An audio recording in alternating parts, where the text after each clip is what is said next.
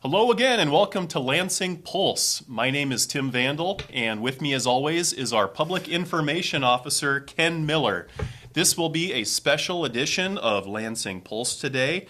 Our Public Information Officer and the face of Lansing will be retiring.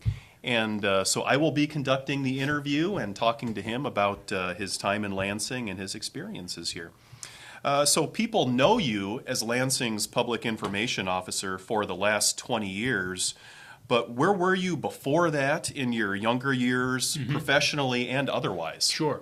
As a lot of people know, and they usually know this within 5 minutes of talking to me, but I was born and raised in New York, Long Island, about 40 miles outside of the city. Ended up going to Indiana University for my bachelor's, and that, as you can imagine, was a much different way of life going out to the Midwest. And to be honest, I enjoyed it. Got my graduate degree, my master's degree from the University of Washington in Seattle. First job was in Harrisonburg, Virginia. I was a news director for a public radio station. Stayed in radio, moved out to Kansas, worked for, and some of you old timers might remember Congresswoman Jan Myers, but in the early 90s I worked for her on her campaign. Got back into radio after that, both in public radio in Kansas City, and then the last radio job I had was in Lawrence, Kansas. So that's where I got indoctrinated into the Jayhawks and all things crimson and cream. You have a crimson great radio voice. Thank you. And the interesting thing is, I had much more of a New York accent, obviously, when I was growing up. So I think I got out of New York. I escaped from New York before all my speech patterns were set, because I never got any grief on radio. You sound like you're from the East Coast, but what are you doing in Kansas City? So that worked out well. After leaving radio, I worked for the state of Kansas, the Kansas Department of Transportation, as a public information officer.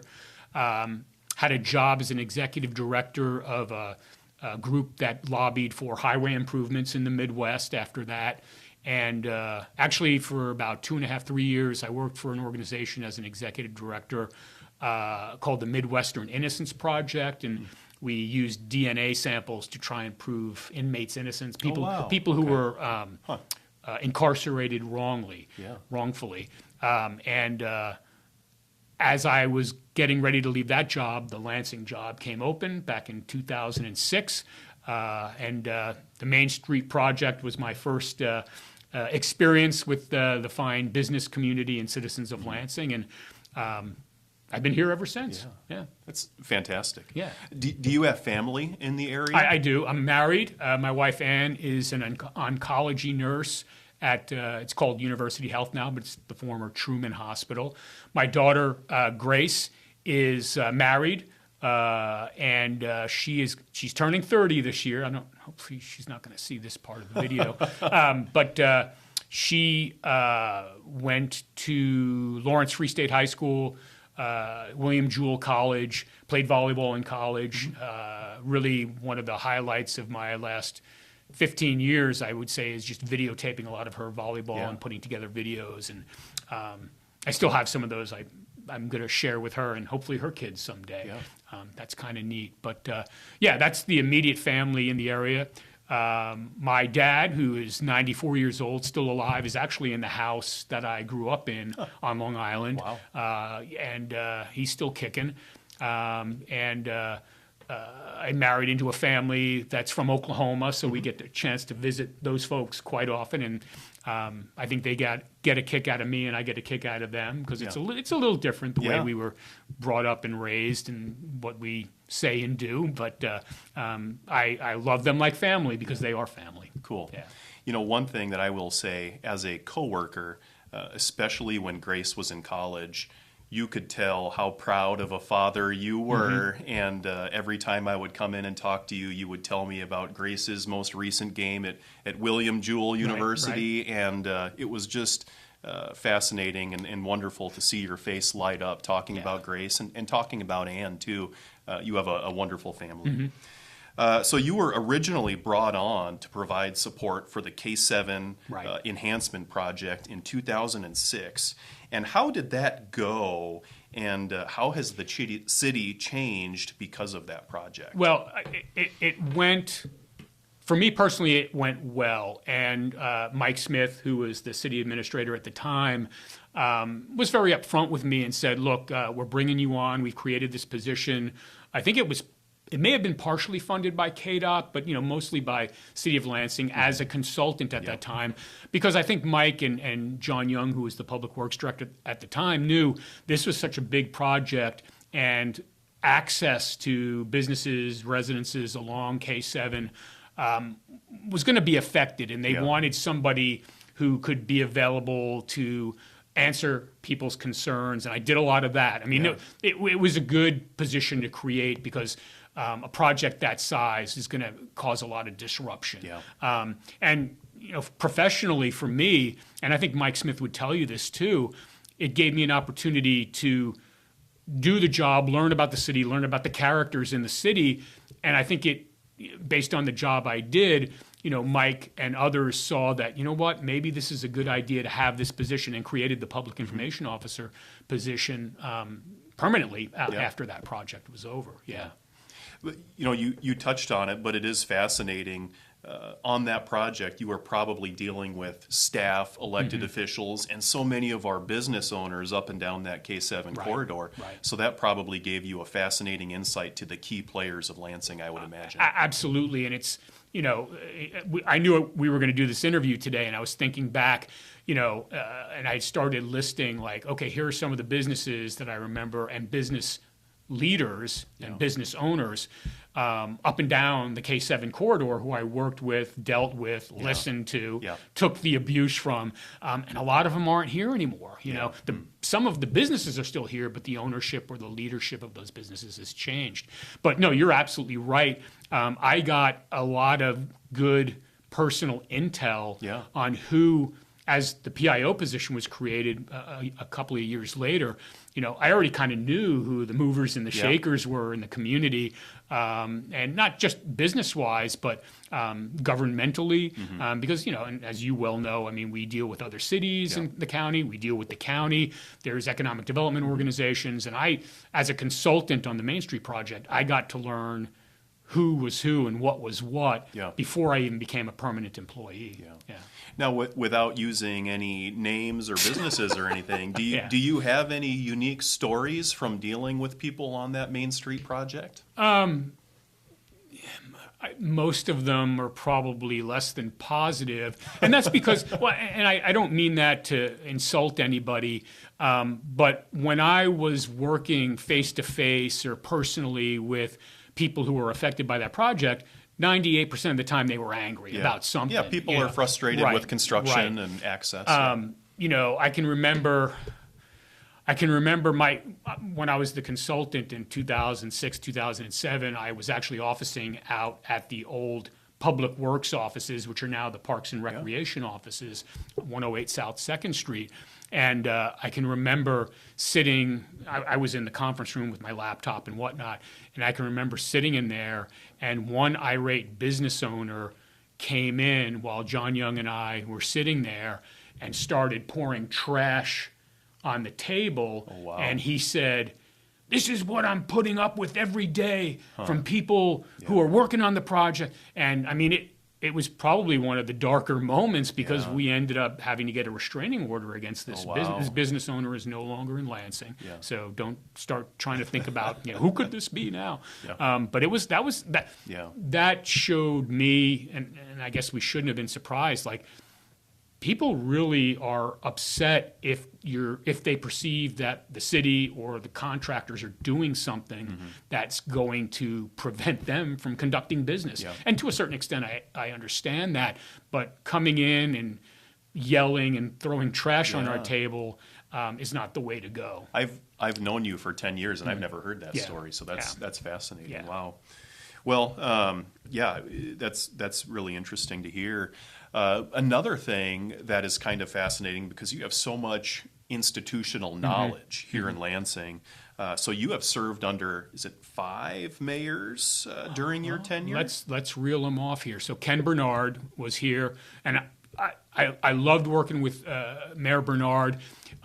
He and I once a month would go to a Mid-America Regional Council meeting, and I would drive us there. And you talk about institutional knowledge. He imparted on me, just in our conversations, who's who, what's what, here's my strategy. You know, that's where I probably gained the lion's share of intelligence about what was going on, because he was incredibly plugged in, what was going on in Lansing during the years that he was mayor. So there was Mayor Bernard, Mayor Blackwell after Mayor Bernard, and I'm not going to include the interim mayors or but these were Mayor Blackwell after Mayor Bernard, Mayor Kirby, Mayor Smith, and now Mayor McNeil. So five mayors. That's right. So you've seen a lot of different personalities and everything, but so 5 mayors, 2 city administrators. Right.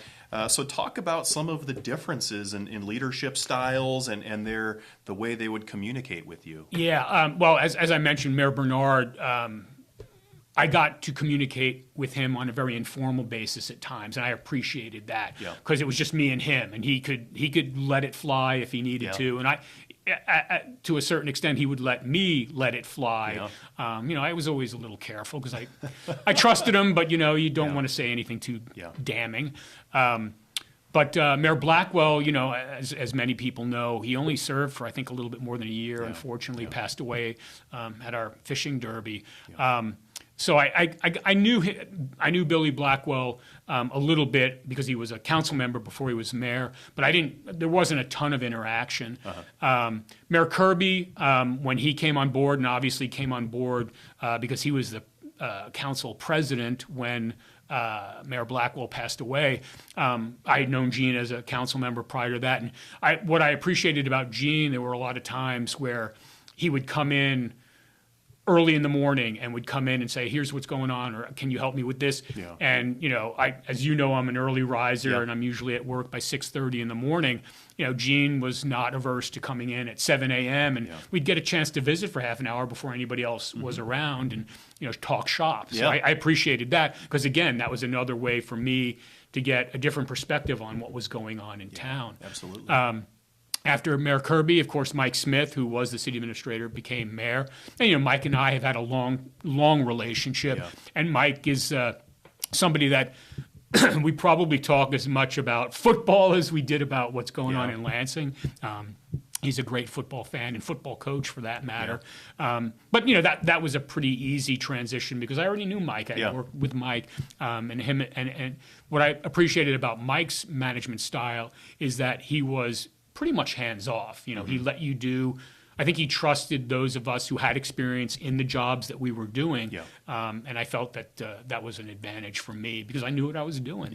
And then, of course, Mayor McNeil, you know, I've gotten to know him. Now, I would almost tell you that really in the last 6 months, I've gotten to know him better than I did in the first few years of his mayoral term. We've had a chance to talk a little bit more. Very cool. And gotten to know him just through work and experience. So, but I would say there are some different management styles from the mayoral, and I'd even include that in the city administrator position, of which you currently hold. Overall, I'm very thankful for this. Nobody in the mayoral or the city administrator position has ever been a micromanager for me. And I think partly because of my age and my experience and where I came from and what jobs I've done, I think all of you folks have been able to see, like, hey, you know, unless there's a problem and I get a report of a problem, I'm going to trust Ken because he knows what he's doing and the strategies he wants to employ. You know, we'll follow suit. You know, as the city administrator and dealing with the public information officer, I know there have been so many times when I've been grateful to you for being available even after hours. I think this is 5, 6, 7 years ago, but I think there was an inmate escape or something It's like that. happened multiple times. From LCF, and you know, it can be Saturday night at 6 p.m. and I will text you and you work to get something out on the city's Facebook page or maybe on the e-blast or whatever. So I've appreciated that about you, that you know, even though your position is whatever your hours are, when you're trying to get information out to residents, that's incredibly important. And there's times when there are major things that need to be put out almost immediately. So Yeah. I've always appreciated that about you. Yeah, no, I thank you very much. And yeah, I think any communications professional, especially in the government sector, would tell you that we're available 24/7. I mean, Yeah. as long as we're within reach of a cell phone call or an email. I think you go into this business knowing that events and things you need to respond to don't always work on an 8 to 5 schedule. Yeah. So you've Yeah. got to be available. And it's, I have never lived in Lansing. I've always lived close by. I'll say that right now. But Lansing is still my community. Yeah. I mean, I feel a lot of ownership Yeah. in wanting to make sure that Lansing residents are informed, and people are given information that they need to be safe, first and Yeah, foremost. absolutely. Yeah. That's great. So it's fair to say that you have seen a lot in your time in Lansing. Yes. What are a few of the moments that just stick out to you in your memory? Well, and I did bring a prop, and it's something that I received from the administration. It's a coin, and it's hard to see on the camera, but I always found a huge amount of humor in this coin, and I'm going to put on my glasses and read the inscription, but it says, "The strongest steel is forged in the fire of a dumpster." Who gave you There- that? Yeah. Okay, so you're okay with me saying that you gave me that, and you gave me that, and you had these produced on your own dime. I want to Yep. be very clear. This was not Lansing taxpayer, but there was an event probably about 3 or 4 years ago. Does that sound Something about like right? that, yeah. And one of our employees disposed of, I guess it was barbecue coals, Charcoal, yeah. charcoal in a dumpster, and that dumpster was on fire and had to be put out by our fire department. The irony of a dumpster fire in a dumpster fire Yeah. is what makes this coin. And I will take this with me after retirement, and it will have Yeah. a place of honor in my home. That's one of the events, just one of the funny events. I can remember an employee. I don't mean to be like tagging all of our employees here on things that they did that were kind of, could be construed as maybe a little dumb. But I remember an employee that was so proud of always getting their safety award, which was a little bit of cash every 5 or 10, whatever it was. And he ended up missing out by a year because he backed into a flagpole with one of our city vehicles. I mean, and we would tease him about that. And he was one of the nicest guys in the world. He's no longer works for the city of Lansing. One of the nicest guys in the world. But if you mentioned that flagpole event to him, his face would get red, and he would get mad. He was not having it anymore. He'd been teased enough about that. There's so many. I was thinking back on this when we talked about doing this interview. Just seeing some of the people at our. We used to have an annual golf tournament, and everybody was obviously clocked out at that point because there would be alcohol consumed. And there were people that, let's just say they were overserved, and I might have been one of those people that time. And so I'm self-criticizing now, but I can remember being this is at the old golf course, in the Great Life Golf Course. So this is years and years and years This ago. is probably like 2010, 2012, somewhere around there. I had been overserved, and I remember I was sitting at a table with our then Economic Development Director, Nolan Sunderman, and Mayor Bernard. And I remember through the haze of, having had a little bit too much to drink, them both looking at me with these big, there were grins, but like grins of concern. And I guess I was talking at a very, very high volume because other people were looking at me. And I will tell you right now, Tim, that in my life, that's the last time I have drank to excess because it taught me a lesson. I did not drive that night, and my wife was not happy when she had to come and pick me up. It bears stating that golf course or that golf tournament is no longer a city event. I hope I didn't have any contribution to that, but you are correct. We do not do that anymore. That is no longer a city event. Exactly. Yeah. Well, so I mean, you've touched on some lighthearted memories. Are there any challenging memories or challenging projects that you've dealt with in your almost 20 years here? Well, and I'll go back to one that you will remember well, because I really enjoyed the time you and I spent together. But I believe it was when we had the public vote for the pool. You and I think this was the one, because there was also the DeSoto and Parks public vote. I might be getting those two mixed up. But you and I went down to the courthouse that night and wanted to see the votes come in. And I remember Connie from the Leavenworth Times was there. And it was just interesting because, we're all waiting for the numbers to come in. It's kind of exciting. Maybe I'm kind of geeking out a little bit, but like I watch election night returns and it's just very interesting state by state or, county by county, however you look at it. But I really enjoyed that. And that, as you recall, actually both of those elections were very close. The pool one was maybe 25 votes or something. Yeah. So, I mean, that was an exciting night to just watch all those returns come in and see them physically bringing the ballots in and whatnot. So I would say that has always, election night was always interesting to me. I mean, if you go back to 2007, 2008, no, it might have been 2009 because we were in this building where we're recording this at. I remember Nolan Sunderman and I being on the Channel 2 admin and typing in results as we got them from the Leavenworth County county clerk's office to update, because back then there wasn't a lot of social media use. The website wasn't updated like it is now. Kudos to the county for always doing a great job on election night. But I remember that was kind of exciting too. But it just shows you how much technology has changed, because now you and I can communicate via text on election night as we're looking at our laptops and the results come in. The Main Street project stands above all else in terms of just the size of it.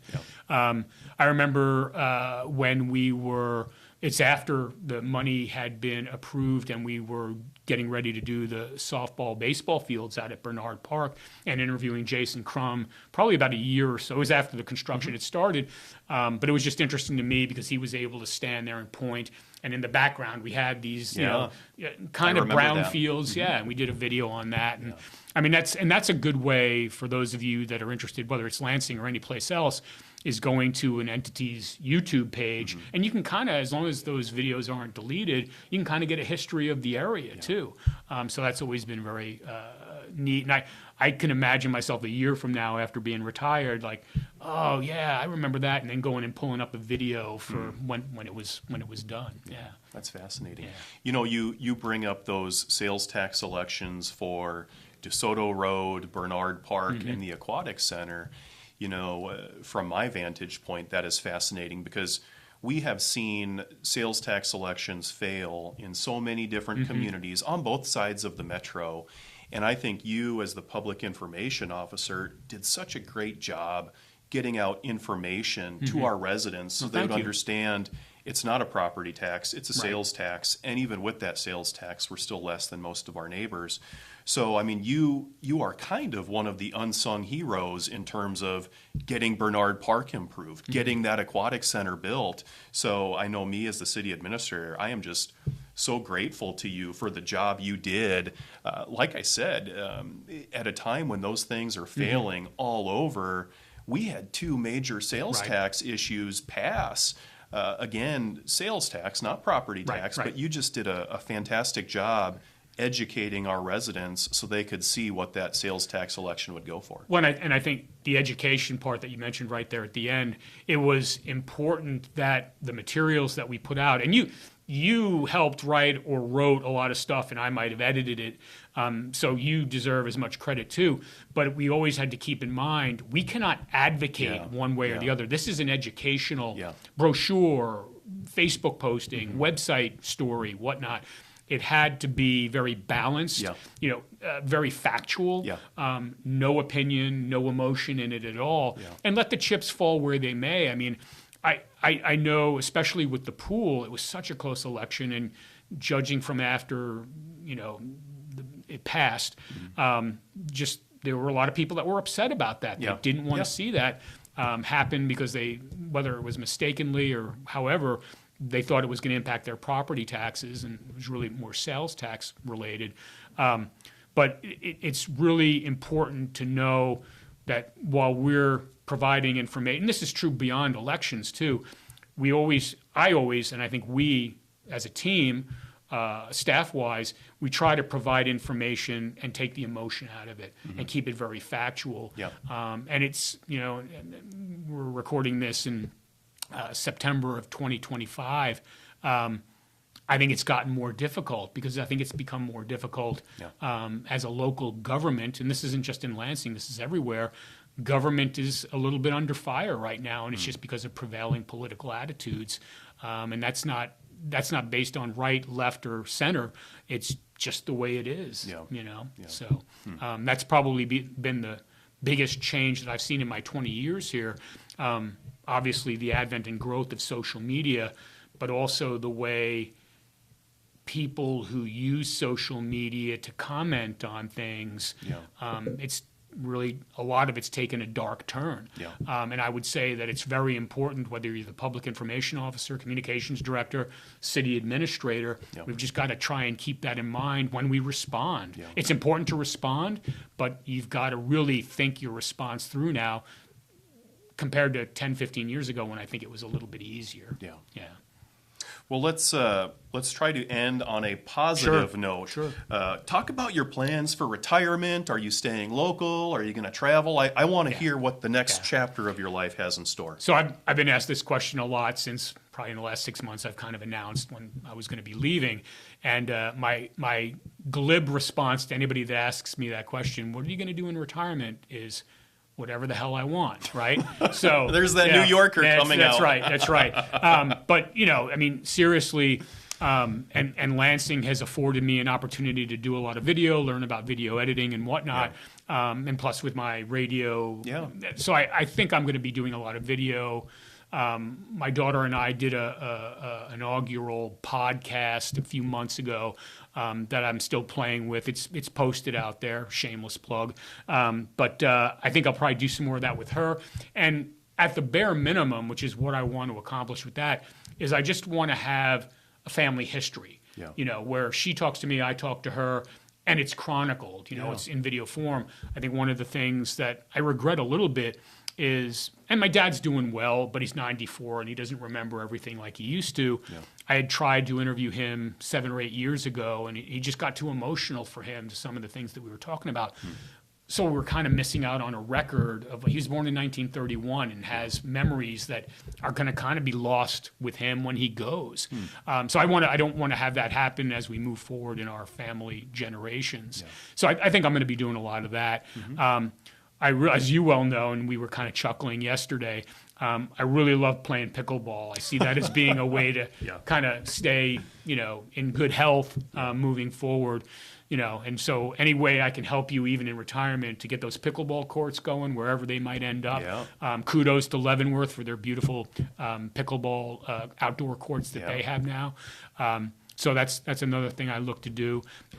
As I told you recently, my wife and I went to Norway, had a great time there, part of the world I've never seen, enjoyed that tremendously. I'm not the greatest international traveler. I'll admit that right up front.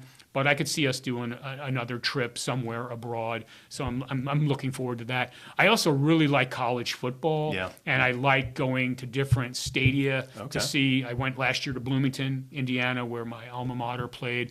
My other alma mater, the University of Washington. So I can see doing that, whether it's Ames, Iowa, or Columbia, Missouri, or whatnot, Manhattan, Kansas. Doing that and road tripping and spending a weekend there. But, one of the things that I guess we can kind of close on this, I know you and I and Mike Spickelmeyer, our public works director, kind of joke about this, like, oh, we're never going to see him again. He's going to retire. And I'm like, no, I think I'm going to come by. And then you're like, well, don't wake us up so early because I know you get up so early. But I'm hopeful that, you and I and Mike and other people that still work here at the city can get together for a cup of coffee. And I'm sure I'm going to want to get caught up a month, 2 months, 6 months out. What's going on? Because I'm not going to hear it as much as I do now working here. Yeah, you certainly will be missed, and I know I will miss our conversations with Mike Spickelmeyer and Josh and you and me. And is there anything else you want to add before you sign off? No, I want to say, and although there have certainly been bumps in the road in the last 20 years, I want to say that I really appreciate the way that Lansing has treated me, and that's not just Lansing city government, but for the most part, the people in Lansing. I have found that if you are honest and look people square in the eye or send them an email back immediately and just give them the truth without trying to spin it one way or the other, I think people really appreciate that approach here. And maybe that's a Midwestern thing. You know, I don't know how to explain it, but people in Lansing have been pretty good to me. And the fact that I've gotten a nearly 20-year career out of this, if you look at my resume, I have not worked 20 years anyplace else. It's really never been more than 4 or 5 years anyplace else. So I found a home in Lansing, and I appreciate what everybody has done for me and how they've treated me over the years. And I'm going to miss it. I will. Well, thank you for your service to the city of Lansing and our citizens and our community. We appreciate it. For Lansing Pulse, on behalf of Public Information Officer Ken Miller, I am Tim Vandall. Thank you all. Good night.